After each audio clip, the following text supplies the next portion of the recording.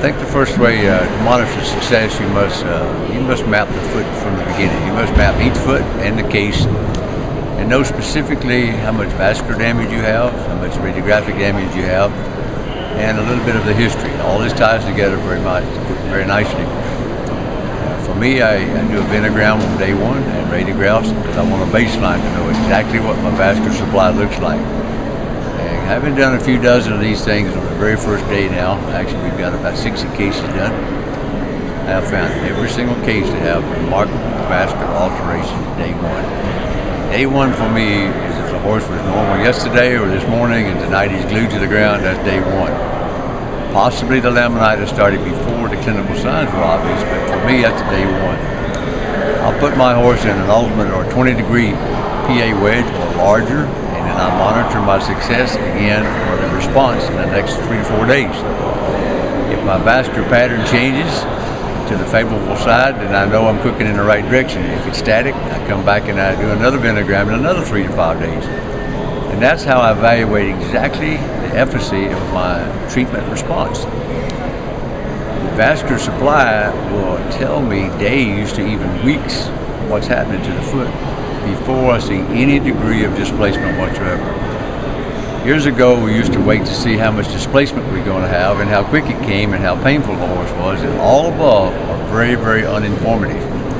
So using the venogram as a way to finer tune my evaluation helps me to know if I'm cooking in the right direction. Now, what's so surprising, some of these horses that have extremely vascular wipeout will become sound in a matter of 24 hours, no matter what you do to them, giving the illusion that my treatment is successful. In many of the cases that I have to consult with, these horses are basically responding to various treatments.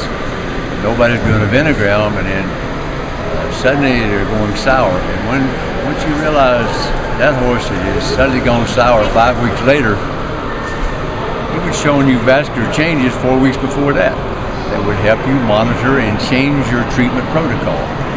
So to measure success with a case, when I say I'm having great success with a particular treatment, I have a consistently improving vascular return to vital areas.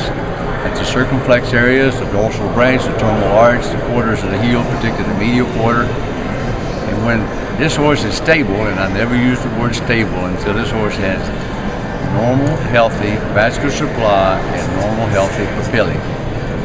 The fact that he's happier means nothing to me whatsoever. And I think probably that kills more horses than anything else that I see in my practice is the horse that appears to be very happy. Everybody assumes they're doing something right, and apparently they could be.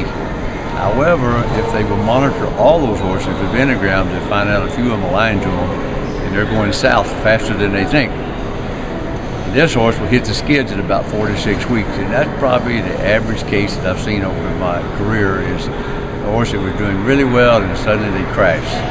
But now I have a way of predicting those horses right to the letter, and the venogram is a way to do that.